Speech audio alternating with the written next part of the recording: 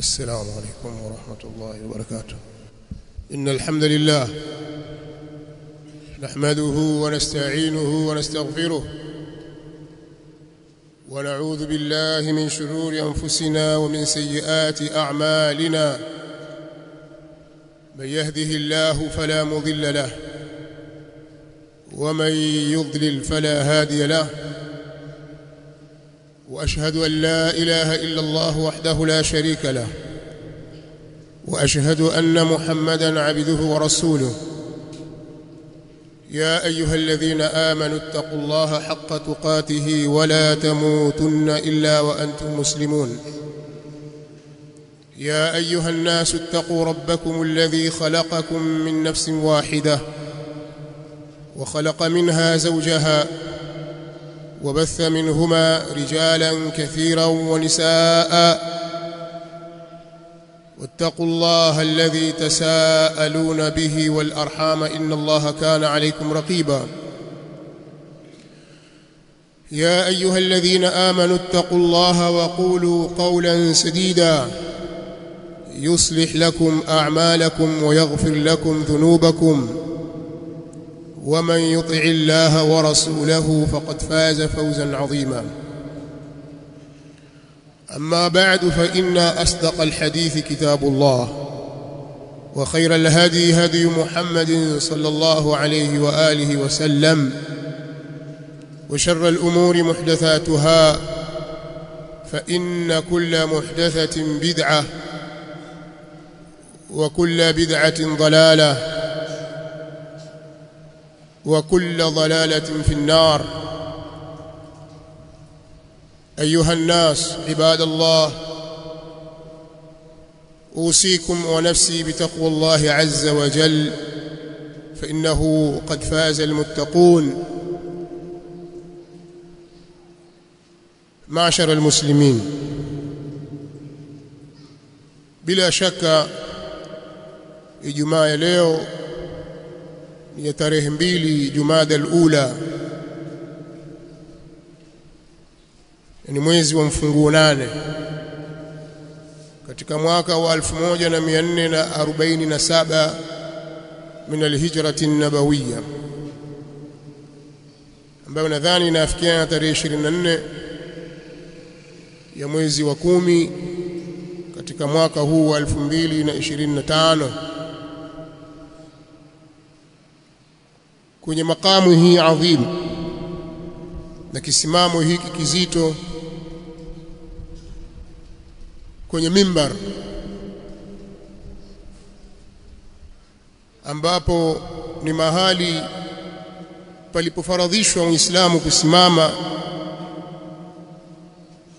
apatikane mmoja wao asimame katika siku kama ya leo, siku ya Ijumaa, azungumze na Waislamu wenzake kwa mujibu wa kitabu cha Allah subhanahu wa ta'ala na sunna za Mtume sallallahu alaihi wa alihi wasallam, kwa kuwabainishia yale yaliyoamrishwa na Allah subhanahu wa ta'ala pamoja na mtume wake sallallahu alaihi wa alihi wasallam, na yale yaliyokatazwa, na kutoa miongozo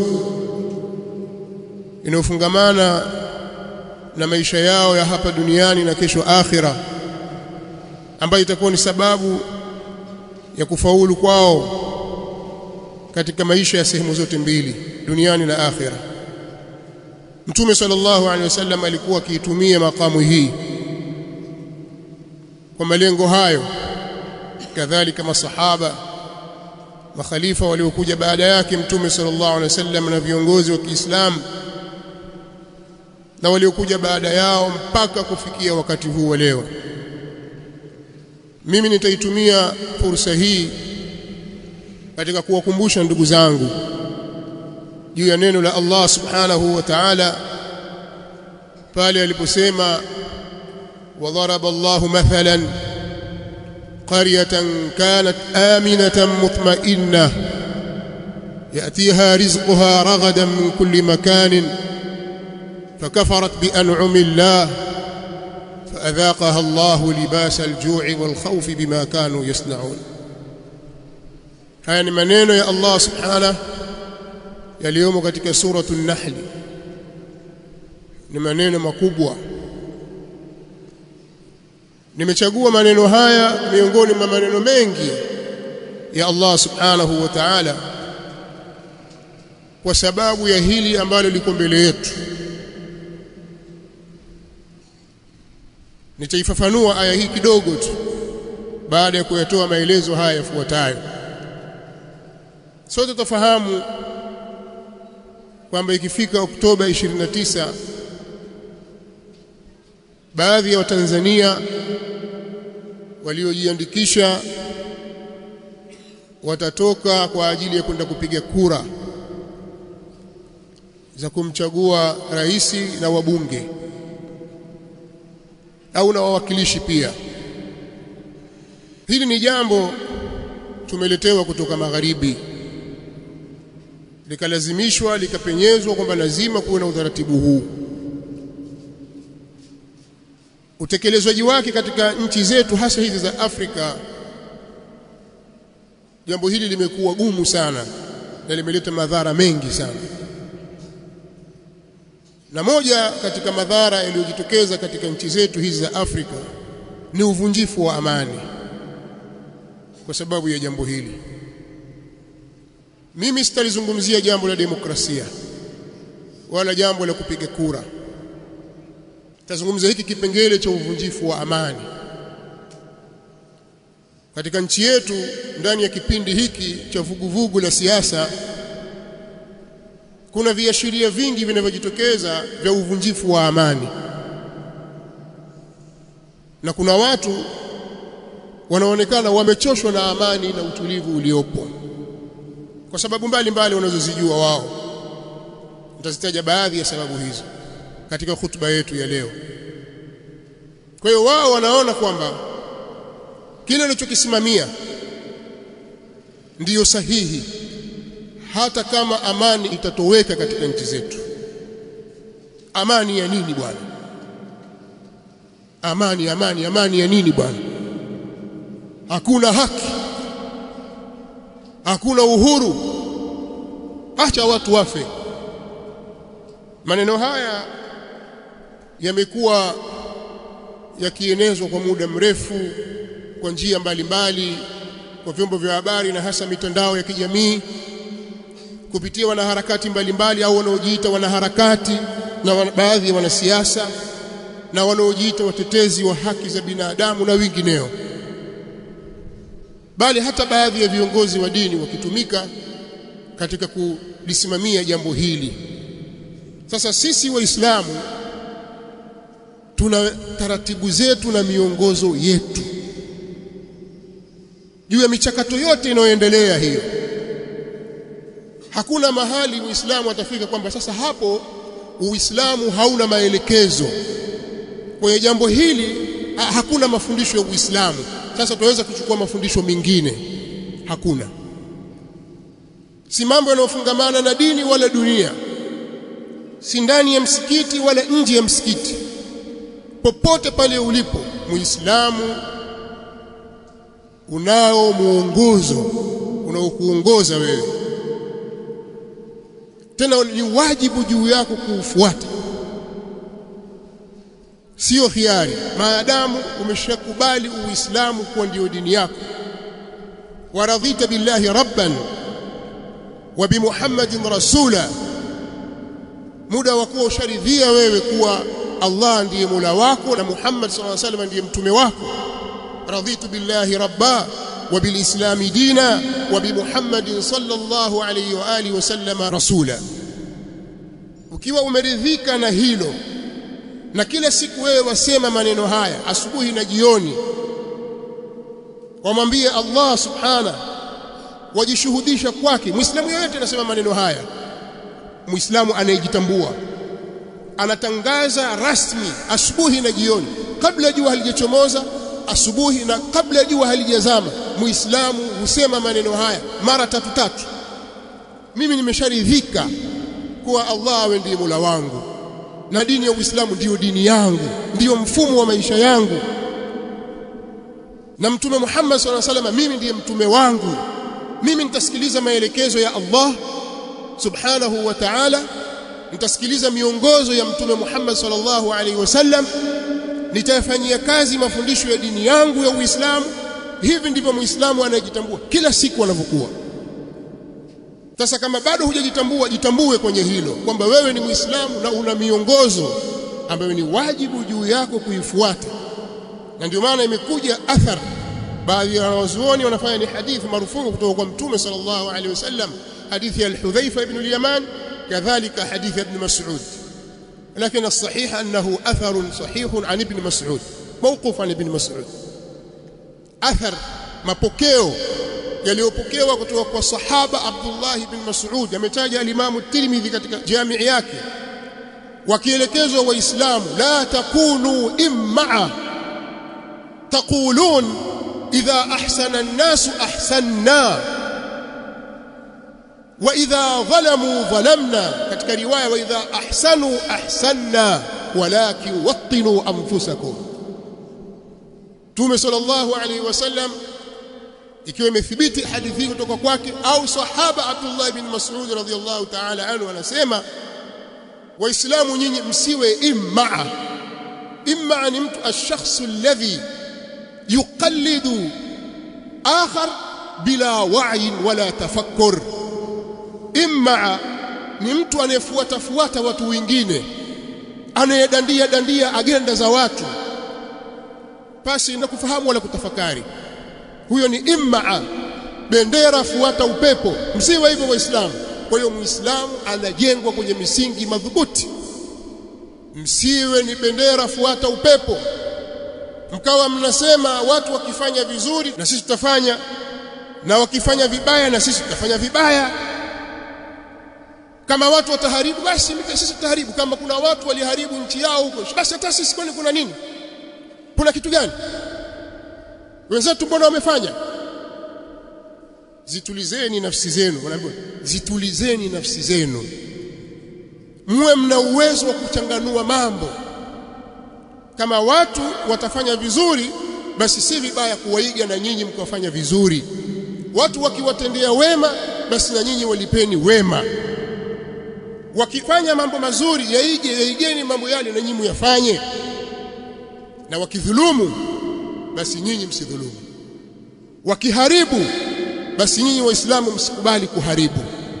Haya ndio mafunzo ya mtume wetu Muhammad sallallahu alayhi wa alihi wasallam, mafunzo yalipokewa kutoka kwa maswahaba wa mtume sallallahu alayhi wasallam, wanafunzi wa mtume Muhammad sallallahu alayhi wa alihi wasallam, yanamjenga muislamu katika msingi huu.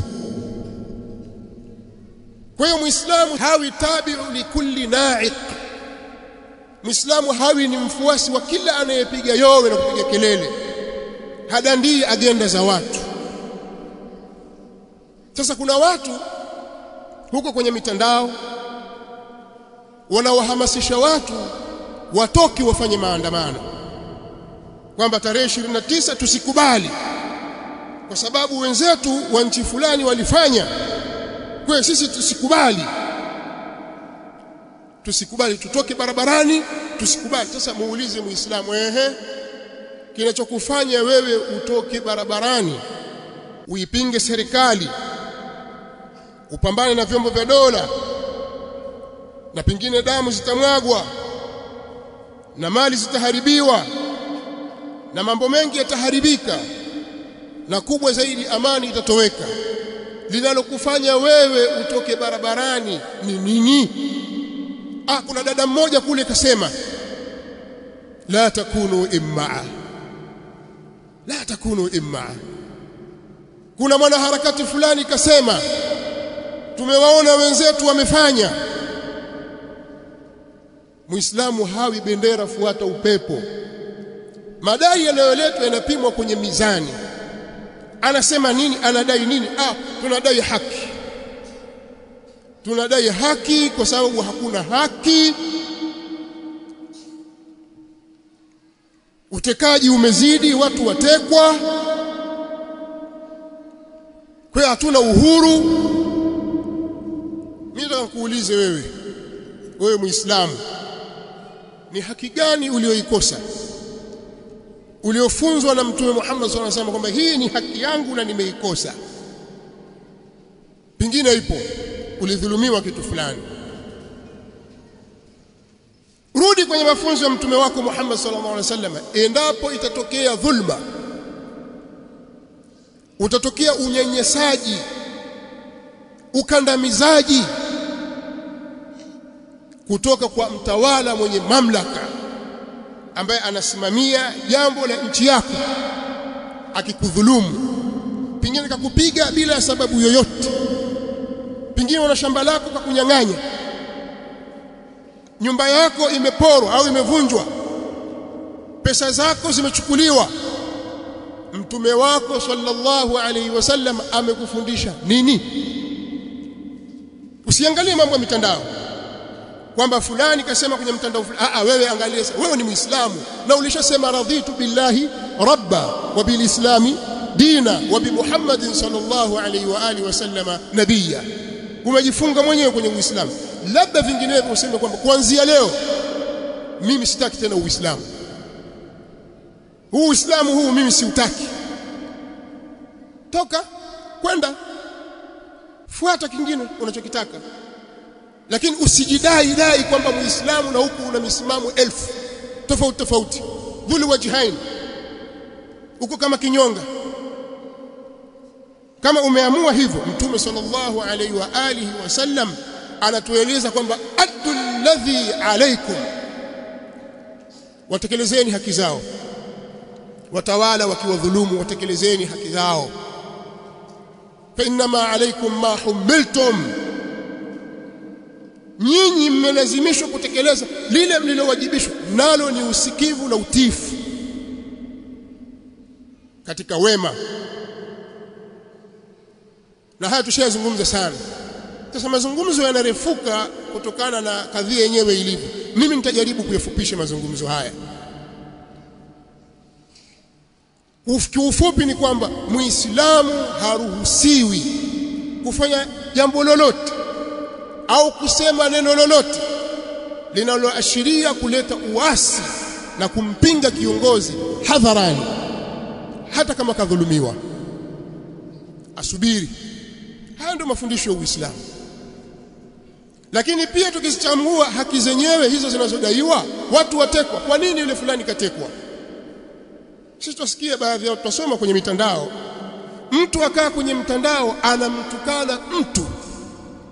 Uislamu umekataza kutukana. Hata unayemtukana akiwa ni mtoto mdogo hairuhusiwi. Matusi ni haramu. Haifai kumkashifu mtu na kuudhalilisha utu wake. Haifai tatabu'ul awrat katika Uislamu, mtu kufuatilia aibu za watu na kasoro zao, afanya nini, enda wapi, ana nini, ukaanza kumchimbua mtu. Haifai. Sasa haya ndio yaliyojaa kwenye mitandao, mambo ya dhulma na uadui.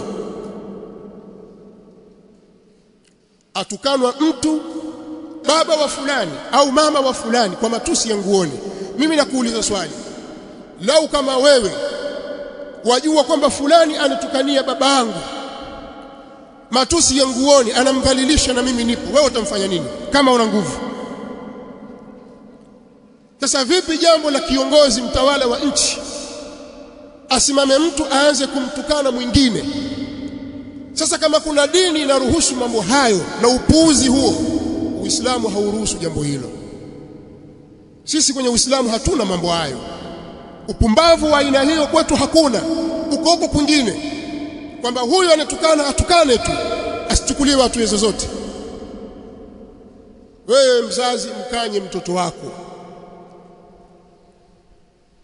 Wewe mlezi, mkanye mwanao unayemlea, asitukane watu.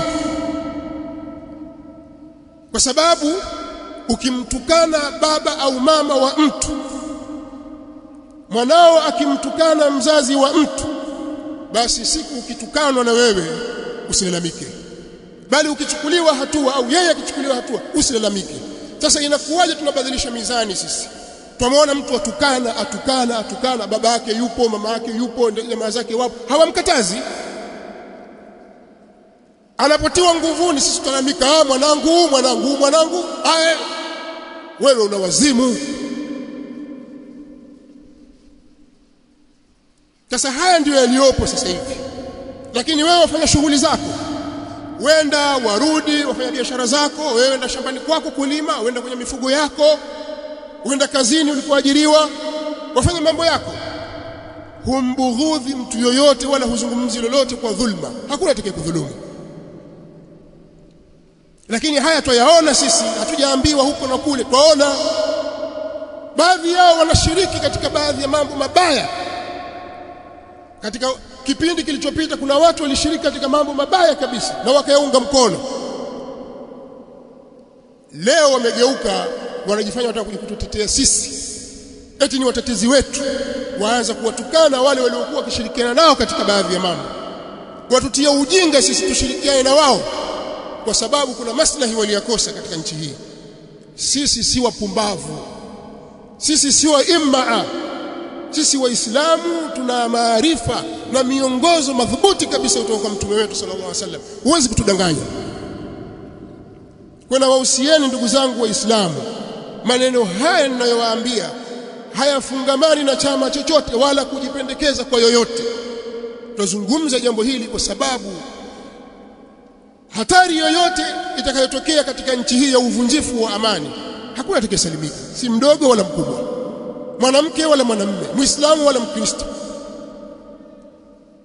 Kwa hiyo tuna wajibu wa kulisimamia jambo hili, kuhami, kuhakikisha neema ya Allah subhanahu wa ta'ala iliyoko juu yetu inadumu. وضرب الله مثلا قرية كانت آمنة مطمئنة. Allah subhanahu wa ta'ala ndani ya Qur'ani aliupigia mfano mji uliokuwa katika hali watu wake wako katika amani na utulivu. Yatiha rizquha raghadan min kulli makanin, riziki yake inakuja kwa wasaa kutoka kila mahali. Wanaokuja kwa njia za baharini, kwa nchi kavu, kutoka China, kutoka India, kutoka Uturuki, kutoka wapi, riziki zinakuja katika miji hiyo. Watu waleta bidhaa na wengine wasafirisha. Yatiha rizquha raghadan min kulli makanin, riziki yake inakuja kwa wasaa kutoka kila mahali, kila upande wa dunia. Fakafarat bi an'amillah, lakini watu wa mji ule wakaikufuru neema ya Allah. Zile neema za Allah zote wakazikufuru. Hapa Allah subhanahu wa ta'ala katika neno la Kiarabu ametumia an'um, ambao ni jamu qilla, kuonyesha ya kwamba wingi ambao unafahamisha wingi wenye kiasi kichache, sio ule wingi mkubwa, kuonyesha kwamba kufuru katika neema hata ikiwa kwa kiwango kidogo ina madhara. Fakafarat bi an'amillah faadhaqaha Allahu libasa al-ju'i wal-khawf bima kanu yasnaun. Allah akawaadhibu wao, akawavisha adhabu ya njaa na hofu kwa sababu ya yale waliyofanya. Kuna watu walifikiwa na hali hiyo, walikuwa katika neema wakaona neema nini, walikuwa katika amani nini, wakaikufuru neema ile ikaondolewa. Wanaitamani lakini haiwezi kurudi sasa. Nasallallahu lana wa lakum al-afiyah was-salam. الحمد لله رب العالمين حمدا كثيرا طيبا مباركا فيه ملء السماوات وملء الأرض وملء ما بينهما وملء ما شئت من شيء بعد. أهل الثناء والمجد أحق ما قال العبد وكلنا لك عبد. اللهم لا مانع لما أعطيت ولا معطي لما منعت ولا ينفع ذا الجد منك الجد. سبحانك اللهم لا علم لنا إلا ما علمتنا إنك أنت العليم الحكيم. والصلاة والسلام الأتمان الأكملان على البشير النذير والسراج المنير نبينا محمد وعلى آله وصحابته أجمعين. أما بعد. ndugu zangu waislamu, niliyoyataja ni kama utangulizi katika hutuba yetu hii. Kwenye hutuba ya pili tutataja baadhi ya vitu vichache kwa sababu ya huu muda. Kisimamo hiki hakipendezi kurefushwa na si katika utaratibu wa mafunzo ya Mtume sallallahu alaihi wasallam. Kwa hiyo nitakwenda haraka kidogo. Uislamu umefunza sana na kuhimiza suala la kuitunza amani, na ndio maana Mtume wetu sallallahu alaihi wasallam katika matukio mbalimbali alikuwa akilienzi jambo hilo.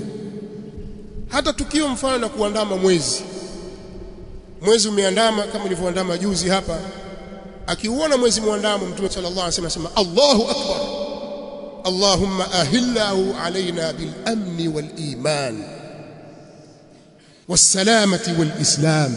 Alhadith, akiuona mwezi muandamo, ewe Allah, Allahu akbar, Allah tunakuomba mwezi huu uandamishe kwa amani na imani, amani idumu na salama na Uislamu.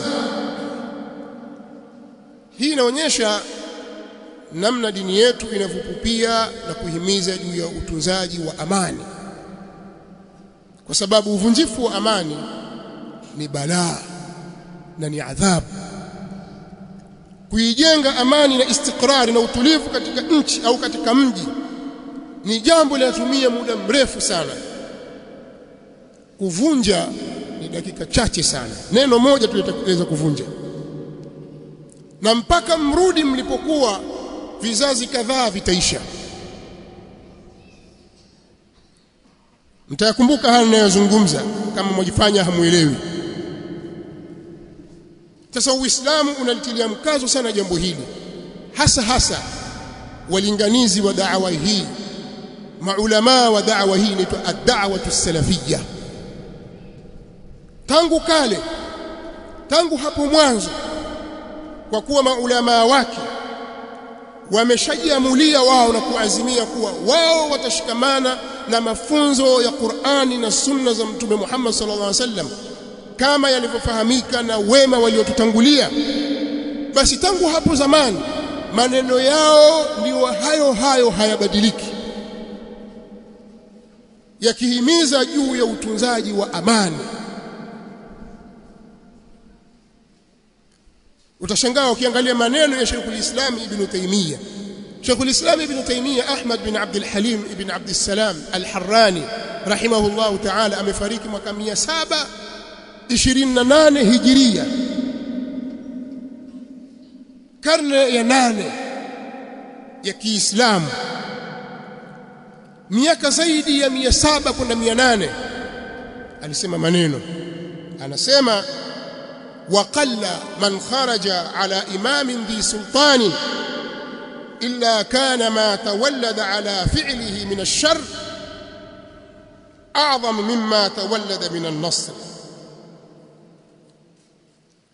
maana yake anasema hivi, mara chache sana kupatikana mtu anayeamua kufanya uasi na kufanya mapinduzi dhidi ya mtawala ambaye tayari ana mamlaka kivyovyote vile, ameingia kivyovyote vile, lakini tayari ametamakani kwenye kiti cha uongozi. Sasa akijitokeza mtu yoyote anataka kumuondosha kwenye kiti chake, ni mara chache sana anayejaribu kufanya hivyo akafanikiwa, isipokuwa kunazalikana shari kubwa sana kutokana na vitendo vyake kuliko lile analolidhamiria ambalo ni kutetea haki, kunusuru. Shari inayotokea ni kubwa sana kuliko lile analotaka kulileta. Wataka kuleta nini? Haki. Haki ya nini? Haki ya kuzungumza, kila mmoja aseme. Haki ya nini? Haki ya kutawala, kwamba kila mmoja anaweza kutawala. Haki ya nini? Haki ya mshahara, haki ya mgao wa pato la taifa, tuwe sawa. Hilo unataka kulifanya wewe, hilo unalolifanya hilo unakutaka kupindua au kwenda kinyume ili umtoe mtu kwenye kiti chake, madhara yake yanakuwa makubwa zaidi kuliko lile ambalo wewe unataka kulifanya pingine lisiwe. Bali anasema katika maneno mengine, wala'allahu la yakadu yu'rafu ta'ifa kharajat ala dhi sultanin illa wa kana khurujuha min alfasadi ma huwa a'zamu min alfasad. Ni mara chache sana, asema huenda ikawa haijawahi kutokea kujulikana kikundi chochote ambacho kilifanya uasi kikataka kutoka nje ya mtawala. Yani historia ukiifuatilia, ukigusagusa, utaona kwamba ni mara chache sana kuwa wanaofanya hivyo wanafanikiwa, mara chache sana. Mara nyingi uharibifu unaotokea ni mkubwa. Sasa maneno haya yalizungumzwa huko, lakini sasa nyinyi yaleteni katika wakati wa sasa. Si watu walilalamikia mambo kama haya huko Libya, kila kitu wamepata, ila uhuru wa kusema, uhuru wa kutawala, hakuna demokrasi. Kwa sababu Muammar al-Qaddafi alikuwa anawasimamia na kuwatawala biyadin min hadid, kwa mkono wa chuma, hakuna anayefurukuta. Wakasahau neema zile zote, wakaona kwamba salama tumpindue ili tuwe huru. Fuatilieni historia yao na jambo lilivyo kwao. Al-Yemen, Yemen, mpaka tunapozungumza sasa hivi kuna marais zaidi ya 5 ndani ya nchi moja, bali wengine wanasema 8 nchi moja. Huyu Ali Abdullah Saleh al-Ahmar huyo fai aondoke 2012, walimuua wakaipindua nchi. Sasa 2012 mpaka leo muda gani? As-Somali, Sudan, huyu al-Bashir atufai huyu, maandamano. Kitu gani kilizalikana baada ya hapo? Sasa mimi nawaambia kitu kingine. Katika ukanda huu wa Afrika Mashariki, nchi yetu sisi imeruzukiwa na hali ya utulivu na amani kwa kiwango cha juu sana. Ni nchi ya kupigwa mfano. Nchi nyingi zilizotuzunguka haziko katika hali ya amani, kimbilio lao ni hapa. Baadhi yenu mwajua kwamba kuna baadhi ya mipaka ya Tanzania ni lazima ilindwe kwa ukaribu mno, kwa sababu ya upande wa pili hauko salama. Kuna kitu wanakidai, wanataka dola ya Kiislamu isimame, tuchinje kila kafiri, na wana silaha, wanapigana, wana nguvu kiasi fulani. Raia wa kawaida hawezi kupambana nao, lazima walindwe na jeshi. Jeshi lazima lilinde mipaka. Sasa nawaambieni kwamba itokee sasa tumeamua kuandamana, tukaingia barabarani, jeshi badala ya kulinda mipaka likawa linapambana na raia waliomo ndani. Hii vita nani anaweza kuisimamisha hapa? Afala taaqilun, hamna akili. Mmesahau kwamba kuna Kongo na nchi mbalimbali ambazo zimekosa amani, hawana pa kukimbilia. Wewe utakwenda wapi? Sasa nyinyi jitoeni akili, jitoeni fahamu, lakini mnachokifanya ni ubinafsi. Kwa sababu hawa watu wa maandamano, labda tukizichunguza sababu zao kubwa kabisa, mimi nikitafakari naona hazitoki nje ya mambo 5. Sababu ya kwanza ni ujinga. Mara nyingi wajinga ndio wanaotumiwa katika kupitisha agenda za watu. Wewe huna lolote, ufaidiki na chochote, lakini kuna mabwana wakubwa watakupitisha agenda zao. Cha kufanya ni nini? Ni wewe mjinga. Wewe ujinga ni tatizo, na hasa ujinga wa kutokufahamu miongozo ya dini ya Mtume Muhammad sallallahu alaihi wa alihi wasallam.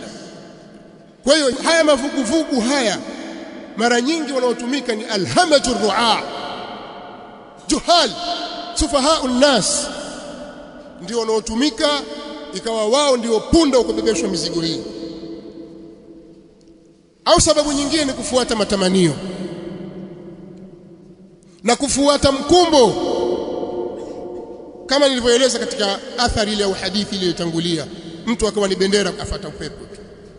Au sababu nyingine ni tamaa ya mali na madaraka. Alishazoea kupata mali bure bure tu, alishazoea kupata madaraka na vyeo, sasa kakosa, aona afadhali nife na wenzangu, nihamasishe. Hili pia lipo. Jambo nyingine ni uchochezi kutoka kwa maadui na watu wasiokuwa na nia njema, wakayapitisha baadhi ya mambo kama ndiyo mirija yao ya kupenyeza sumu zao. Watu wako nje ya nchi zetu wakawatumia wanasiasa, wanaharakati, wakatumia vyombo vya habari, wakaweka mamluki wao. Lengo lao ni wao kujinufaisha, kwa sababu fujo ikitokea hapa hakuna amani, basi madege yao ya jeshi yatakuja kulinda amani, lakini wakati huo wanavuna utajiri uliopo katika nchi zetu, na wanafanya katika nchi mbalimbali, na hamtapatana milele, na kila mmoja atashika njia yake, wao wataendelea kunufaika. Lakini kitu kingine, udini, ukabila, ubaguzi wa rangi, sema hapa katika nchi yetu zaidi ni udini. Kuna baadhi ya watu wanajiona kwamba wao wana haki zaidi katika nchi hii kuliko mtu mwingine. Kwa hiyo akisema lazima asikilizwe, asiposikilizwa na akaona kwamba hana ushawishi, basi yuko tayari kufanya chochote. Sasa haya yote niliyotaja haya ni mambo marefu, lakini nichukueni hayo. Lakini katika madhara ya jambo hili, nchi ikiatilika, kwa maana ya kwamba mambo yakisimama, tushaamua vurugu sasa. Hatujui tupigana na nani, kwamba sasa wewe wapambana na nani, lakini mambo yameharibika. Pana ubinafsi hapa, kwa sababu kuna wazee, babu yako mzee hawezi kutembea, watoto wadogo, wanawake wenye mimba, kuna watu kwa vitandani, mahospitalini na majumbani, wanahitaji huduma ya afya, na pengine mtu huyu akawa ni baba yako au mama yako au kaka yako au dada yako au mjomba wako au shangazi yako au mwanao au mjukuu wako, yuko kitandani, anahitaji madripu, anahitaji uangalizi wa karibu, al-inayatul murakkaza, yuko katika ICU. Maandamano yametokea alfajiri ya leo, hakuna anayekwenda kazini, afa. Wagonjwa wangapi watadhurika kwa sababu ya upumbavu huu unaoletwa na wachochezi? Kuwa na akili, la takunu immaa. Yazingatieni maneno haya, na kuzungumza maneno haya Waislamu kuambia si wa uoga wala si ukibaraka, ndiyo mafunzo ya mtume wetu Muhammad sallallahu alayhi wa alihi wasallam. Kwa hiyo sisi hatuko tayari kufanya maandamano wala migomo ya aina yoyote. Kitu cha msingi ninachowaomba, tuitunzeni neema hii ya amani Allah subhanahu wa ta'ala aliyoturuzuku, kwanza kwa kuitambua neema hii, lakini pili kwa kuishukuru neema hii kwa kuyafanya yale yanayotakiwa kwa mujibu wa dini yetu, lakini pia kwa kuwakemea wenye kutaka kufanya uharibifu na kutokuwaunga mkono. Lakini jambo jingine kubwa ni sisi kumuomba dua Allah subhanahu wa ta'ala, mambo kama haya yapite kwa salama, amani iendelee kudumu na utulivu, tusiwe na mchango wowote wa uvunjifu wa amani. Allahumma aminna fi awtanina wa aslih a'immatana wa ulata umurina. Allahumma wafiqhum lima tuhibbu wa tarda warzuqhum albitanata as-salihah wa khudhu binawasihim ila albirri wattaqwa. Allahumma ihfaz biladana wa bilad almuslimin min sharri al-ashrar wa kayd al-fujjar برحمتك يا عزيز يا غفار. اللهم اجعل بلادنا آمنة مطمئنة رخاء سخاء وسائر بلاد المسلمين. اللهم انصر المستضعفين من المسلمين في كل مكان، اللهم انصرهم على عدوك وعدوهم يا رب العالمين. اللهم احفظنا بحفظك واسترنا بسترك واغفر لنا وارحمنا. اللهم من أراد بنا سوءا فاشغله في نفسه واجعل تدبيره في تدميره يا سميع الدعاء. اللهم اغفر للمؤمنين والمؤمنات والمسلمين والمسلمات الأحياء منهم والأموات برحمتك يا أرحم الراحمين. وصل اللهم وسلم وبارك على نبينا محمد. قوموا إلى صلاتكم.